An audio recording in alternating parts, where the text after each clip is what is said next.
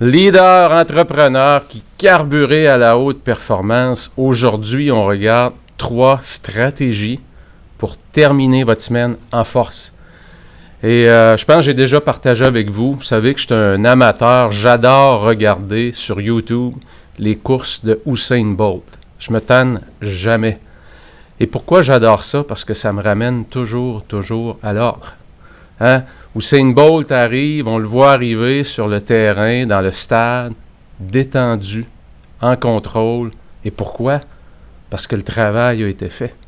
Quand il arrive pour donner sa performance, il a déjà effectué le travail nécessaire pour être en confiance, pour débuter sa course, pour débuter sa semaine à lui. Sa semaine, c'est sa course, c'est son 100 mètres. Hein? Après ça, il s'installe. Va s'installer, hein, on le voit s'installer, et là, soudainement, la tension s'installe dans le stade. Va se mettre dans les blocs.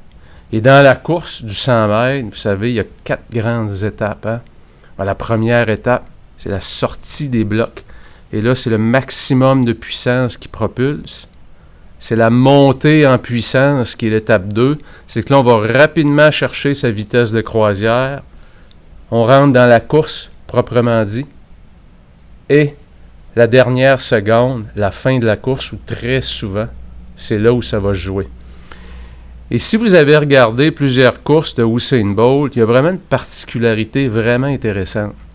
C'est que vers la fin de la course, Usain Bolt, souvent, tout dépendant de l'objectif qu'il a, de l'intention qu'il a en début de course, il y a des courses où lorsqu'il va arriver vers la dernière seconde, on va voir son visage qui va faire ça. Qu'est-ce qu'il fait? Il est en train de regarder où sont ses adversaires. Pourquoi? Pour décider, est-ce que je pousse un petit peu plus ou je suis correct comme ça? Donc, on voit qu'il contrôle parfaitement le processus. Et lorsqu'Usain Bolt rentre sur le terrain et qu'il regarde seulement en avant pendant la course et que jamais il pose un regard en arrière, savez-vous qui s'en va battre cette journée-là? Il s'en va battre son record. Parce qu'il sait très bien, en entrant sur le terrain, que la personne qui doit battre, c'est lui-même. Alors vous, vos semaines ressemblent à quoi? Et de façon naturelle, savez-vous quoi? Je l'ai encore réalisé lundi. Lundi, je faisais mon retour sur les planches. J'étais avec le groupe de Ghislain Larochelle, le groupe VIP de Ghislain Larochelle de IMO Facile. Ghislain accompagne un groupe de 16 investisseurs immobiliers, donc des gens qui ont déjà un très beau succès financier, dont l'âge varie entre 30 et 70 ans. C'est vraiment un beau groupe, très diversifié. Puis ce qui m'a frappé lundi, je vous fais une parenthèse, c'était mon retour sur les planches, comme on dit, mais avec les nouvelles normes. Alors, vous pouvez vous imaginer, on est dans une salle de conférence, on est 16, et la salle, elle est immense. Immense parce qu'il y a des règles de distanciation maintenant qui font que les gens sont très distancés.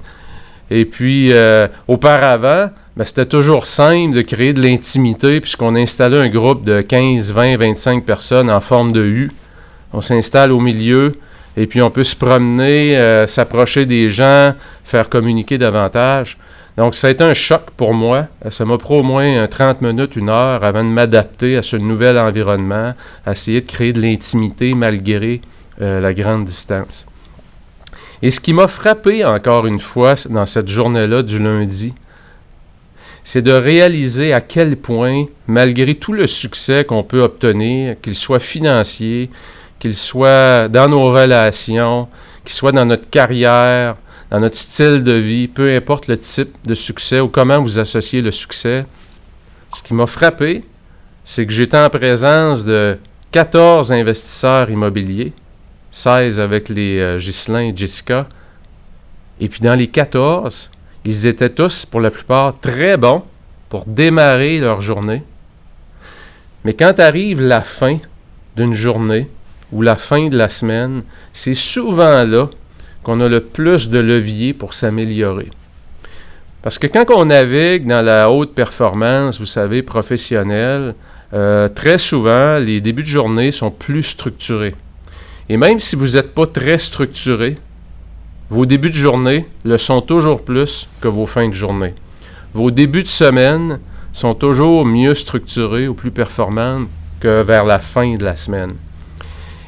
Et c'est vraiment une caractéristique qu'on retrouve partout, même dans les gens ultra performants, que ce soit dans les sportifs, dans les professionnels ou peu importe votre profession. C'est comme si lorsque on a effectué notre journée de travail, on a effectué notre tâche, on a effectué notre 100 mètres, notre sprint, on a moins d'énergie, puis on relâche toujours un peu plus. On a moins d'énergie en partant. Et pourtant, les courses se gagnent souvent dans les derniers milles, comme on dit, dans les dernières secondes, c'est un 100 mètres, dans la dernière journée qui est le vendredi. Alors aujourd'hui, ça m'apparaissait important de vous donner 3 stratégies pour vous permettre d'améliorer votre fin de course, pour vous permettre de finir votre semaine davantage sur les chapeaux de roue. Et je veux regarder avec vous 3 grands thèmes. On va y aller avec les temps de verbe, passé, présent, futur. Alors, qu'est-ce qu'on veut faire le vendredi? Bien, on veut pouvoir regarder dans notre rétroviseur, on veut pouvoir évaluer qu'est-ce qu'on a fait. On veut pouvoir se donner une note. C'est important de regarder qu'est-ce qu'on fait, comment est-ce qu'on fait, parce que si on ne regarde pas qu'est-ce qu'on peut améliorer, ça va être difficile de devenir meilleur. Donc, il faut regarder dans le rétroviseur. C'est la première chose qu'on va faire et on va y aller en détail. On va se concentrer sur le présent, ce qui est dans notre esprit présentement. Et on va poser aussi le vendredi un regard sur le futur. On va regarder qu'est-ce qui s'en vient. Et comme c'est le vendredi et que l'environnement autour de nous est tout plus détendu, tout le monde est en mode début de fin de semaine, tout le monde est un peu en mode apéro, tout le monde est déjà en train de parler de ce qu'ils vont faire en fin de semaine, ou tout le monde est en train de raconter la semaine de vacances qui s'en vient. Pendant ce temps-là, vous allez vous distinguer du lot en vous isolant pendant 1 heure seulement, et idéalement de 1h30 à 2h30, où vous allez pouvoir tabler sur 3 stratégies que je vais vous donner. Et il est important, le 1h30 à 2h30, vous allez dire, mais pourquoi? Pourquoi il faut faire ça en début d'après-midi, le vendredi? Pourquoi? Justement pour éviter la baisse d'énergie de fin de journée. Et de 2, imaginez, c'est le vendredi, s'il faut commencer à faire cet exercice-là à 4 heures, de 4 heures à 5 heures le vendredi, les chances que ça arrive sont très faibles. Donc, on va se donner une chance, on va mettre en place des conditions pour le succès. Donc, on fait quoi pendant ce 1h30 à 2h30-là? Première des choses, avant de vous installer, allez vous chercher un bon verre d'eau. On le sait, une des causes, la baisse de performance, souvent en après-midi, c'est la déshydratation. Donc, n'hésitez pas, si jamais il y a eu un petit peu d'alcool sur l'heure du midi, parce que le vendredi, dans le milieu corporatif, souvent ça arrive à l'occasion, qu'on va prendre une petite coupe de vin, un verre de bière sur l'heure du midi. Et croyez-moi, l'alcool, ça peut nous rendre un peu plus euphoriques, mais ça diminue énormément nos performances intellectuelles aussi. Ça nous met dans un mode beaucoup plus relax. Donc, idéalement, essayez d'éviter l'alcool et essayez d'éviter les grosses portions le vendredi. Parce que vous avez, en arrivant immédiatement de 1h30 à 2h30, vous voulez créer une espèce de bulle, un isolement, où vous vous éloignez de la boîte de courriel, vous vous éloignez de votre téléphone, vous êtes en mode isolé, vous êtes dans une bulle, et on va faire les 3 choses qui suivent, OK? La première des choses, allez vous prendre une belle feuille de papier, un stylo, et vous allez écrire. Donc, le téléphone, il est en mode avion, si c'est possible, évidemment, et si c'est pas possible, trouvez des solutions pour que ça devienne possible. Sinon, vous êtes constamment en interruption. Alors, on va faire, la première étape qu'on veut faire, c'est qu'on veut évaluer. Comme je le disais, on veut regarder dans le rétroviseur. Et je vous donne ici 3 façons d'évaluer votre semaine. OK, vous choisissez celle qui convient le mieux. C'est pas long à faire, mais il y a énormément de puissance à l'intérieur de ça. Première des choses, feuille de papier, vous allez écrire 3 choses. Vous avez peut-être déjà fait cet exercice-là. Qu'est-ce que je dois arrêter de faire? Qu'est-ce que je dois continuer de faire? Et qu'est-ce que je dois débuter à faire? Alors, sous chacun des 3 grandes colonnes, arrêter, continuer, débuter, écrivez ce qui vous vient à l'esprit et regardez votre semaine. Qu'est-ce qui m'aiderait dans qu'est-ce que je dois commencer à faire? Qu'est-ce qui m'aiderait à obtenir des semaines plus productives? Et écrivez ce qui vous vient à l'esprit. Essayez pas de trop analyser en faisant ce genre d'analyse-là. Maintenant, qu'est-ce que je dois arrêter de faire? Et ça, je pense que vous allez l'identifier rapidement. C'est quoi qui vous ralentit? C'est quoi les mauvaises habitudes que vous avez qui reviennent constamment, qui viennent vous hanter? Vos habitudes, est-ce que c'est de regarder les nouvelles constamment? Est-ce que c'est d'être constamment connecté sur votre téléphone à toutes les fois qu'il y a une notification?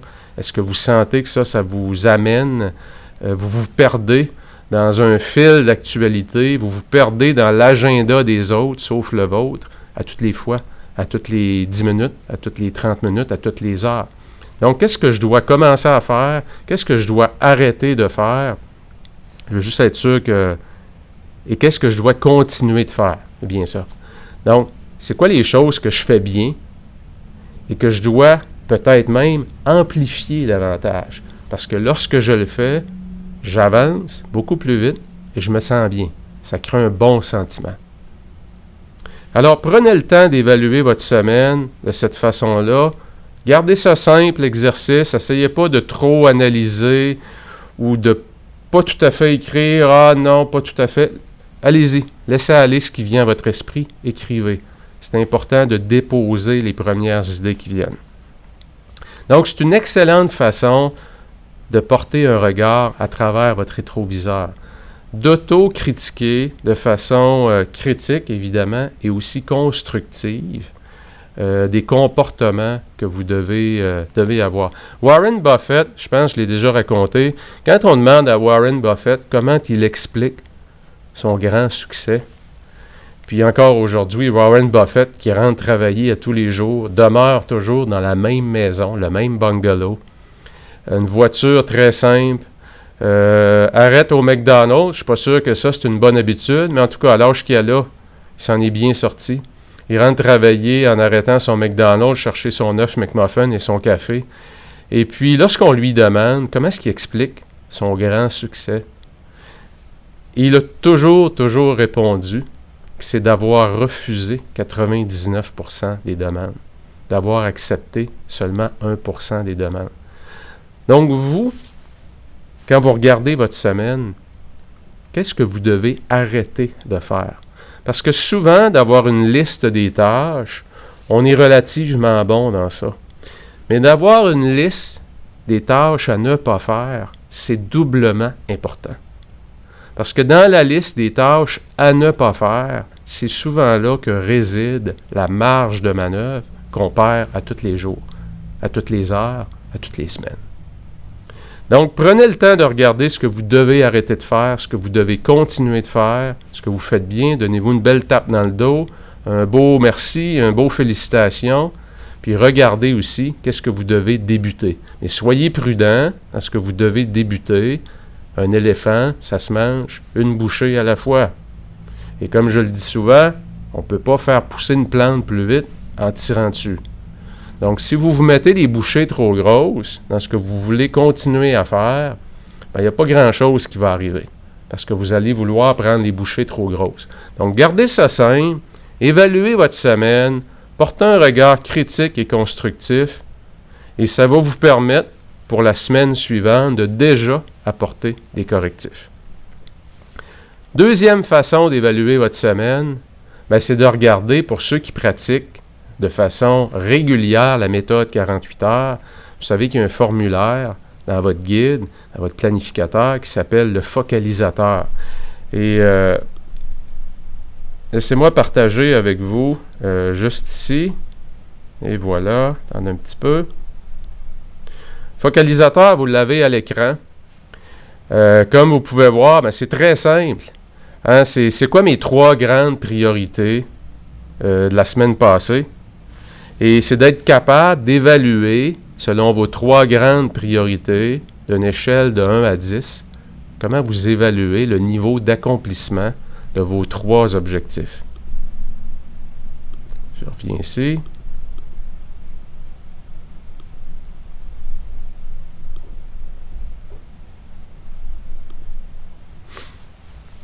Donc, c'est d'être capable d'évaluer en débutant votre semaine. Puis comme je le disais, quand on sort des blocs le lundi, souvent on est meilleur pour accomplir nos priorités. Mais faut-il que ces priorités-là aient été identifiées en début de semaine? Alors, si c'est fait pour vous, c'est de poser un regard rapide, donner un chiffre, 1 à 10, c'est simple. J'ai une échelle de 1 à 10. Comment j'évalue mon niveau d'accomplissement de la priorité numéro 1? Priorité numéro 1, je l'ai terminée mercredi après-midi à 2 heures, 10 sur 10, puis même je mettrais peut-être 12 sur 10, parce que je suis allé plus loin que ce que j'avais prévu. Priorité numéro 2, j'avais prévu finaliser ma présentation pour mon conseil d'administration qui s'en vient, ou pour la rencontre avec un client, peu importe. Je l'ai terminé hier, puis je me sens vraiment en confiance, je me sens prêt. Je pourrais rencontrer mon client dès lundi. Me donne un 10 sur 10. Priorité numéro 3, j'ai débuté ce matin, j'ai pas fait beaucoup de choses, puis j'aurais été capable de faire plus, je me donne un 2 sur 10. Hein, c'est aussi simple que ça. C'est de porter un regard critique avec un chiffre, et si le chiffre n'est pas à 10, pourquoi? Et dans le pourquoi, vous allez trouver vos réponses, et souvent dans ces réponses-là, vous allez peut-être nourrir la liste de choses à ne pas faire, de choses à éviter. 3e façon d'évaluer votre semaine, pour ceux encore là qui utilisent la méthode 48 heures, vous savez qu'il y a 6 grandes sphères dans la vie. Hein? Nos relations, notre santé, notre carrière, nos finances, notre style de vie, notre développement personnel. C'est de passer à travers ces 6 grandes sphères-là, et encore là, donner un chiffre de 1 à 10 par rapport à l'accomplissement ou votre niveau de satisfaction par rapport à chacune des sphères. Et ce que ça fait souvent d'évaluer, dans la méthode 48 heures d'ailleurs, on le fait à chaque semaine. Et pourquoi c'est nécessaire de le faire à chaque semaine? Parce que comme on choisit 3 priorités dans la semaine, on ne peut pas toucher à toutes les sphères, évidemment. On ne peut pas toucher aux 6 sphères avec 3 priorités. Et si j'ai identifié dans ma semaine de façon stratégique 3 grandes priorités qui sont en lien avec mon travail, je ne touche pas aux autres sphères d'activité. Pourtant, ça ne veut pas dire qu'il faut ne rien faire. Et ça nous ramène à l'ordre souvent. Si mes 3 grandes priorités au niveau professionnel m'ont tellement rendu occupé, mais m'ont amené presque à 10 sur 10 parce que je les ai toutes atteintes, mais le prix à payer pour atteindre ces 3 objectifs-là, c'est que je ne suis pas allé m'entraîner, j'ai rien fait pour mon corps, j'ai rien fait pour mon esprit. J'ai négligé mes relations parce que je suis arrivé tard ou je suis parti très tôt. J'ai pas eu le temps d'être intentionnel dans mes relations. Il y a un prix à payer aussi. Et on le sait, lorsqu'on devient très performant, souvent, comme je le disais lundi au groupe, on devient un grand déséquilibré. Parce qu'on devient extrêmement bon dans une sphère. Et on devient bon, on devient meilleur et on est attiré encore davantage dans cette sphère-là. Et ça devient difficile de déconnecter de la sphère. Et lorsqu'on ne développe pas la discipline de déconnecter de la sphère dans laquelle on est bon, ça finit par avoir des impacts négatifs sur les autres sphères de notre vie. Donc, d'être en mesure d'évaluer vos 6 grandes sphères, vos 6 grandes catégories, vos 6 grands contenants qui vous permettent d'avoir une vie davantage enrichie, c'est fondamental pour trouver une forme d'équilibre. Et je répète mes mots, pour trouver une forme d'équilibre. Parce que l'équilibre parfait, il n'existe jamais. Arrêtez de penser que vous allez être un jour super équilibré. Ça n'existe plus aujourd'hui. On est trop bombardé. Donc, votre défi, c'est de trouver une forme d'équilibre. c'est de constamment auto-évaluer ce que vous faites et d'apporter des micro-ajustements à chaque jour, quotidiennement. Hein, parce qu'il y a tellement d'imprévus que c'est difficile d'être toujours en parfait équilibre. Donc, essayez d'éliminer ça, de trouver l'équilibre parfait. Il n'existe pas. Trouvez votre forme d'équilibre. Rapprochez-vous constamment du meilleur équilibre que vous pouvez avoir avec vos 6 sphères d'activité. Donc, catégorie numéro 1, comme on vient de voir, il y a 3 façons d'évaluer sa semaine. C'est qu'on regarde, on jette un regard critique et constructif sur la semaine qui vient de passer. Hein? Puis comme je le disais, on essaie de faire ça de 1h30 à 2h30, en rentrée d'après-midi le vendredi. Donc, si aujourd'hui on est vendredi, bien, dès votre retour du dîner, du lunch, c'est le moment de le faire. 1h30 à 2h30. Quand vous allez devenir performant pour le faire, 45 minutes, ça va être amplement pour faire les 3 exercices. Donc, stratégie numéro 2. Là, mes amis, ce qu'on veut faire, parce qu'on s'approche du week-end, donc on s'approche à terminer quelque chose, et lorsqu'on termine une phase, ça l'indique aussi l'entrée dans une nouvelle phase.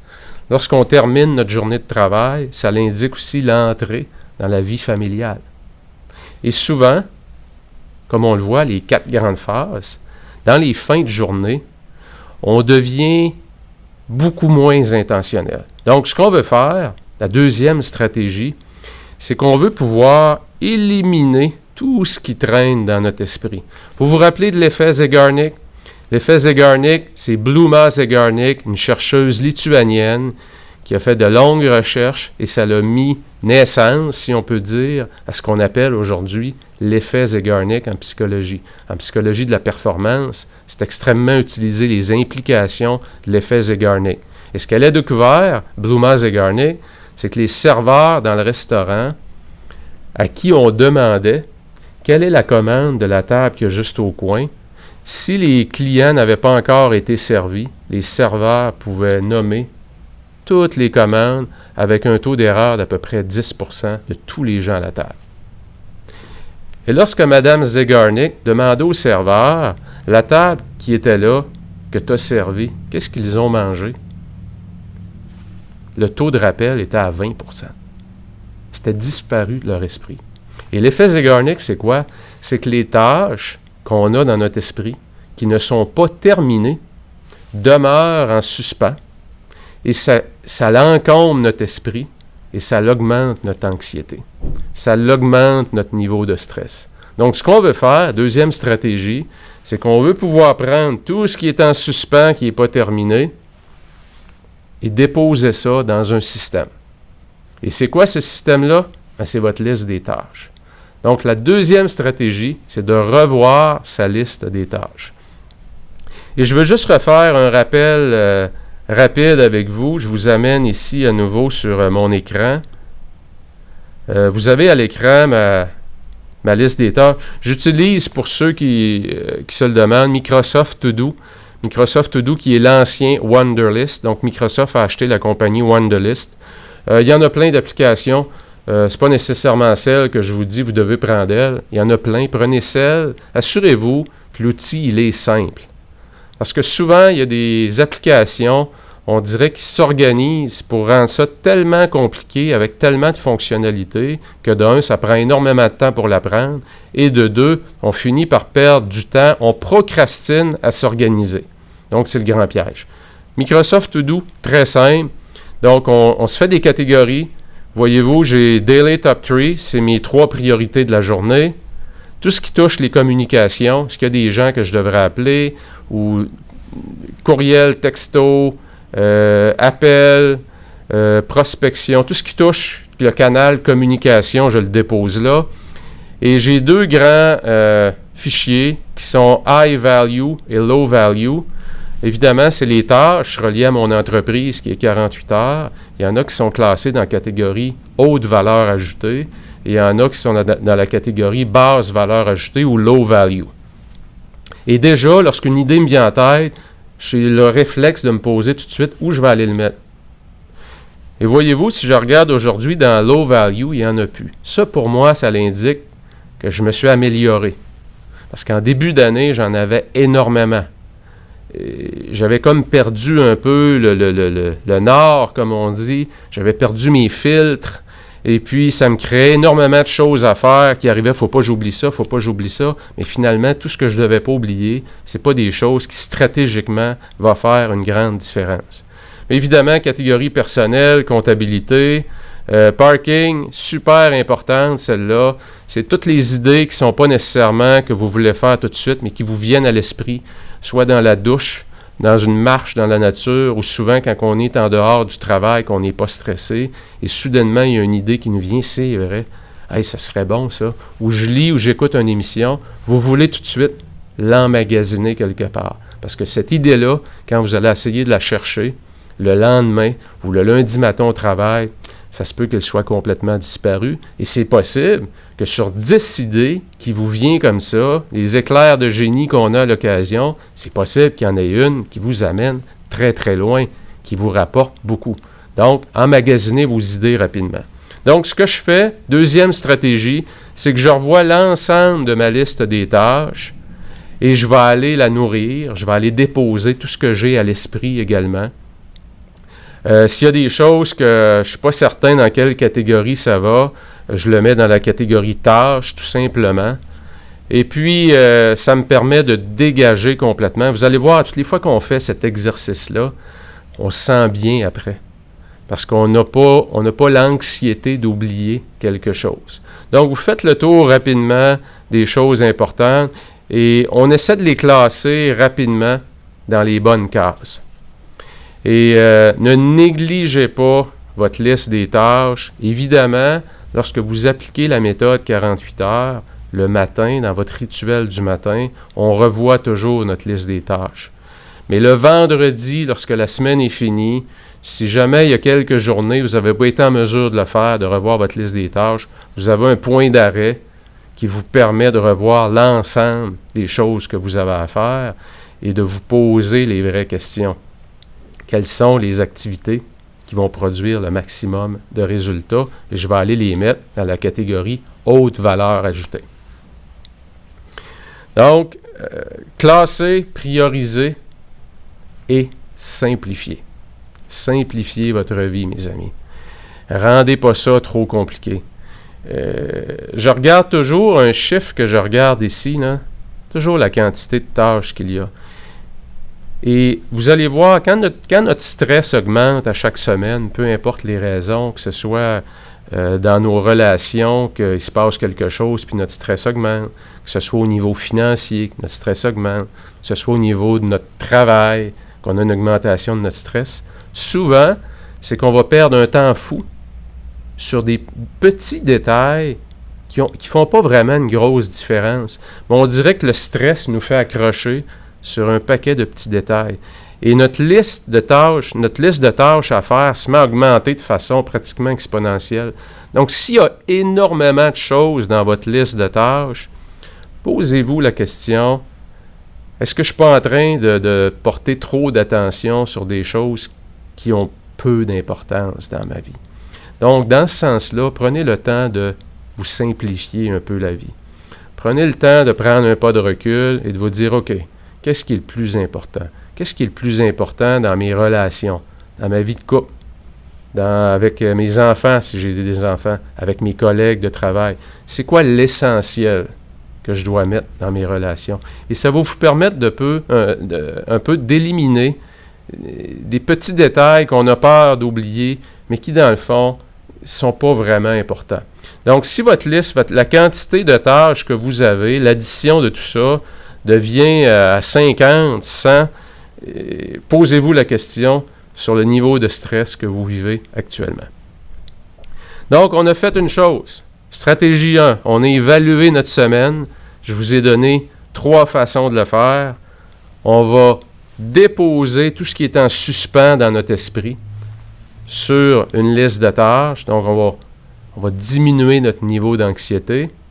Et la troisième chose qu'on va faire, maintenant que j'ai diminué mon stress et j'ai fait le ménage dans tout ce que j'ai à faire, maintenant, je suis prêt à faire quoi? Je suis prêt à me propulser dans le futur. Et le futur, c'est quoi? C'est la semaine prochaine.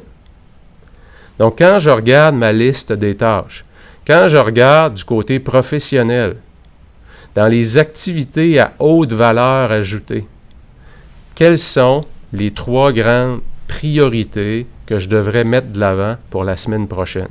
Donc, ce que vous voulez faire pour terminer votre bloc d'heures, pour finir votre semaine de façon, en arrivant à la ligne d'arrivée en force, c'est que vous voulez tout de suite préparer la prochaine course. Hein, vous voulez arriver le lundi matin, puis vous êtes prêt à sortir des blocs avec énormément de force parce que vous avez énormément d'intention. Vous avez énormément de clarté et d'alignement qui a été fait, un travail qui a été fait le vendredi. Donc, je reviens à un formulaire que je vous ai montré, qui est le focalisateur, qui est juste ici. Bien, ce que je veux faire, la prochaine chose pour terminer mon bloc d'heures, c'est que je vais me demander quels sont les 3 enjeux stratégiques. Stratégiquement, là, qu'est-ce qui est le plus important qui va me permettre d'atteindre davantage, de me rapprocher de mes objectifs?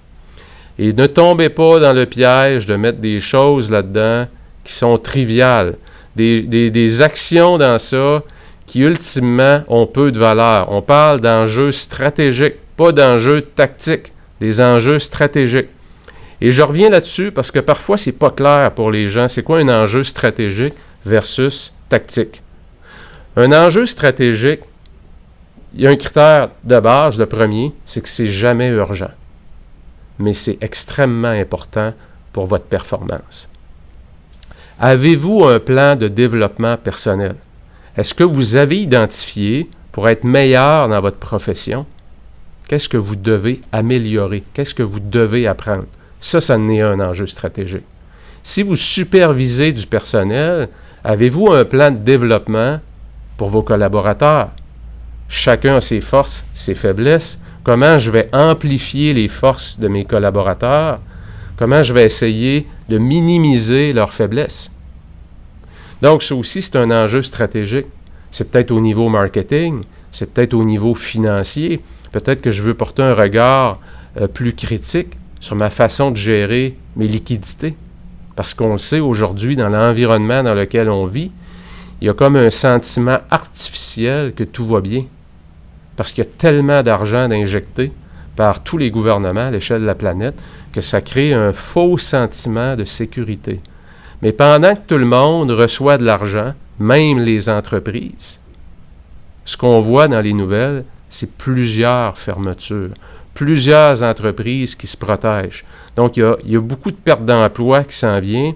Et il y a comme un mur qu'on n'a pas encore frappé parce qu'il y a plein de liquidités qui sont artificiellement dans le marché. Donc, comment vous vous préparez à ça? C'est un enjeu stratégique, ça aussi.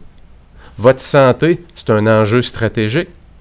Si vous voulez perdre du poids ou si vous voulez assurer votre longévité, si on peut dire, qu'est-ce que vous devez faire pour prendre soin davantage de votre santé?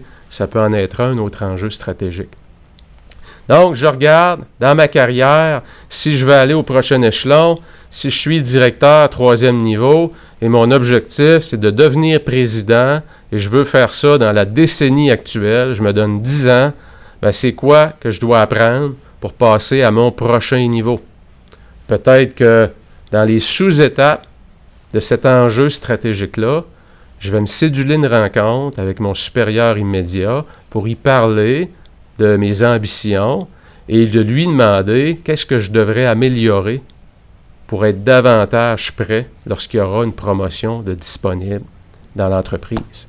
Donc, vous me comprenez bien, un enjeu stratégique, c'est de pouvoir poser un regard davantage stratégique. Et le vendredi, c'est le bon moment pour faire ça. Parce que le vendredi, comme je le dis, on est plus en mode relaxation, on s'approche du week-end. Il y a beaucoup moins de stress qui est créé autour de nous, dans notre entourage. Donc, on est capable de prendre ce temps-là et de poser ce regard-là stratégique pour bien partir la semaine en force. Parce que si ce n'est pas fait, comme je le disais tout à l'heure, si Usain Bolt rentre sur le terrain, devant la foule, et qu'il a le grand sourire, c'est parce que d'un, il adore ce qu'il fait. Donc, il adore le processus. Et de deux, il est prêt. Il sait qu'est-ce qu'il s'en va faire.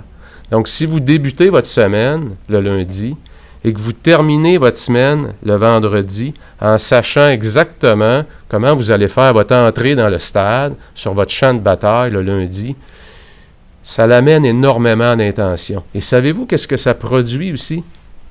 Votre esprit, votre cerveau va se mettre en marche, en arrière-plan, comme un système d'opération sur un ordinateur, parce que vous venez de lancer 3 messages précis à votre esprit. Vous venez peut-être d'identifier votre plan de développement et pendant la fin de semaine, pendant que vous êtes en mode relaxation, une superbe idée qui va vous venir pour accélérer votre développement personnel.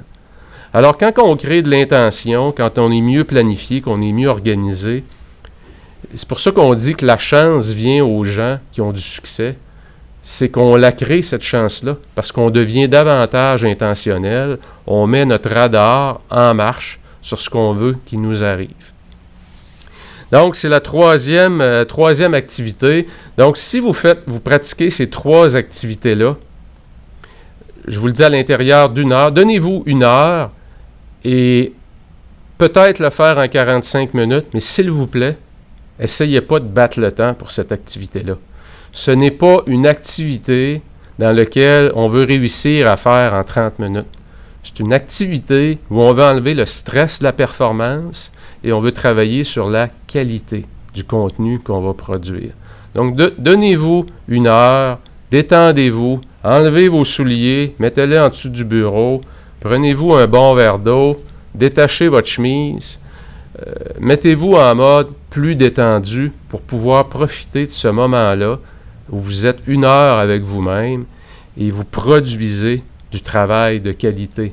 Vous êtes comme Picasso qui est devant sa toile et qui est en train de la peindre, qui est en train de la préparer, qui est en train de faire son œuvre d'art. C'est ce que vous faites pendant cette heure-là.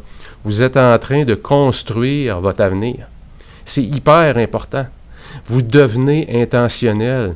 Vous êtes en train de voir la destination. Et plus vous avancez, plus elle est claire. Chaque coup de pinceau que Picasso donne, le résultat à lequel il veut arriver devient de plus en plus clair. Et il la visualise déjà terminée. Et chaque coup qu'il va donner le rapproche de cette toile parfaite-là. Donc, c'est la même chose pour vous. Ce moment-là de qualité que vous vous donnez, ce temps-là que vous prenez pour vous-même, c'est ça qui va faire la différence quand vous allez arriver sur le terrain pour courir votre 100 mètres. Donc, voilà les 3 stratégies. Si vous voulez ajouter, comme on dit en bon québécois, une coche de plus, si vous voulez vraiment la finir encore davantage en force, votre semaine, vous allez faire 2 autres choses. Vous allez aller dans votre liste de tâches. Un coup que votre heure est terminée, là, c'est terminé, j'ai fini, je me sens prêt pour la semaine prochaine. Vous allez dans votre liste de tâches. Vous allez choisir 3 tâches qui peuvent se faire en 5 minutes chacune. 3 petites choses. Bang, bang, bang. 3 coups de fusil et vous allez les faire tout de suite en terminant. Pourquoi? Parce que là, vous êtes allé dans le futur, vous êtes allé en arrière, votre esprit davantage détendu. Et vous allez voir, le fait d'avoir déposé toutes vos idées dans votre liste de tâches, ça va vous créer un sentiment de bien-être. Le danger de ce sentiment-là, c'est qu'on se sent tellement bien qu'on finit par se dire, bon, je peux relaxer, je suis prêt pour la semaine prochaine. La semaine n'est pas finie. Il est 2h30, mes amis. Il reste encore 2h30. On fait quoi pendant ce 2h30-là? Oui, vous avez le droit peut-être de vous la couler douce un petit peu plus, parce que déjà, vous avez pris une grosse avance sur le reste. Mais arrêtez pas cela. Donc, prenez 3 tâches qui prennent 5 minutes. Allez cocher ça. Vous allez voir que ça, vous le savez, hein? Ça produit énormément de dopamine. Ça produit un grand sentiment de satisfaction. Qui d'entre vous n'a pas été dans sa liste de tâches et écrire une tâche qu'il vient de faire parce qu'il n'était pas écrit, qu'il n'était pas sur la liste? On va l'écrire et on va mettre un trait dessus. Hein? Ça nous arrive tous. Pourquoi? Parce qu'on aime voir qu'on a accompli beaucoup de choses. Donc, un coup que j'ai préparé ma semaine, j'ai posé un regard critique, je veux tout de suite me mettre, recréer vers la fin de la semaine du momentum. Donc, je fais 2 choses supplémentaires. 3 choses rapides à faire qui durent 5 minutes chacune. Je m'en vais les cocher. Je vais faire quoi après? 15 minutes. Vous allez céduler 15 minutes, mes amis, et vous allez débuter votre travail sur la priorité numéro 1 la semaine prochaine. Et c'est de cette façon-là que vous allez terminer votre semaine. Et ce que vous êtes en train de faire, croyez-moi, cette stratégie-là, elle est hyper puissante. Ce que vous êtes en train de faire, vous êtes en train d'éliminer l'encombrement du bureau, parce qu'avant de partir, vous allez vider votre bureau. Et comme vous allez avoir travaillé 15 minutes, déjà démarré, la priorité numéro 1, c'est ce qui va être sur votre bureau avec tous les outils nécessaires pour rentrer au travail le lundi et sortir des blocs avec le maximum de puissance. Parce qu'il y a déjà un engagement de votre part qui a été fait, il y a déjà un démarrage qui a été fait. Vous connaissez le syndrome de la page blanche. J'ai une présentation à préparer, puis je peux passer 1 heure pour la préparer, mais je ne réussis pas à me décoller. Et c'est ce qu'on veut. Le vendredi, on ne veut pas vivre le syndrome de la page blanche en sortant des blocs, parce que là, ma sortie des blocs va être manquée.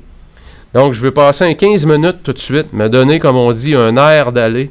Et le lundi matin, quand je rentre, mes amis, vous allez commencer votre semaine en faisant votre priorité numéro 1 avec une sortie des blocs absolument phénoménale. Ça va vous créer une énergie incroyable pour avoir une semaine dans une zone de haute performance, comme vous en avez rarement eu.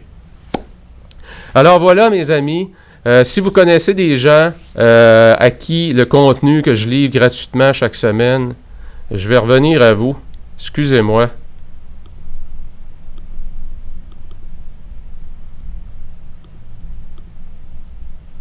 Et voilà.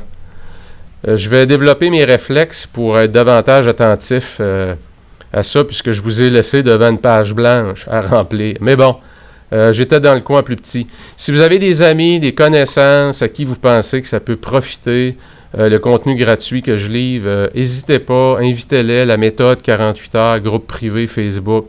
Ça me fait plaisir d'accepter les gens, puisque tous les gens qui font la demande d'entrer dans le groupe, je prends pour acquis qu'ils ont ce désir-là, eux aussi, de transformer leur vie, d'aller à leur prochain niveau de performance, peu importe leur objectif, comme on le disait, que ce soit au niveau de leur carrière, que ce soit au niveau de leur santé, que ce soit au niveau de leurs finances, leur style de vie, que ce soit au niveau de votre développement personnel. Je finis par en oublier moi aussi.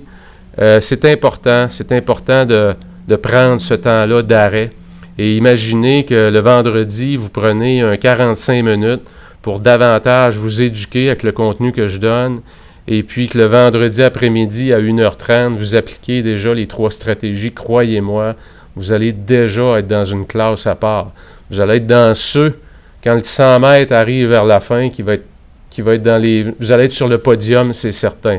Médaille d'or, médaille de bronze, médaille d'argent, peu importe, mais vous allez être sur le podium, c'est sûr, parce que vous allez déjà avoir des comportements qui vous amènent dans une zone de haute performance. Alors, un excellent week-end à vous.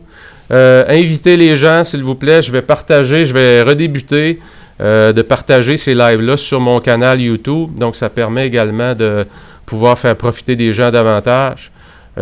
Profitez, passez du temps avec ceux qui vous sont chers, prenez soin de votre santé, c'est tellement, tellement important, c'est un enjeu stratégique. On se revoit vendredi prochain, bonnes vacances à ceux qui débutent les vacances et profitez de la belle météo qu'on a cet été. Bye bye, ciao!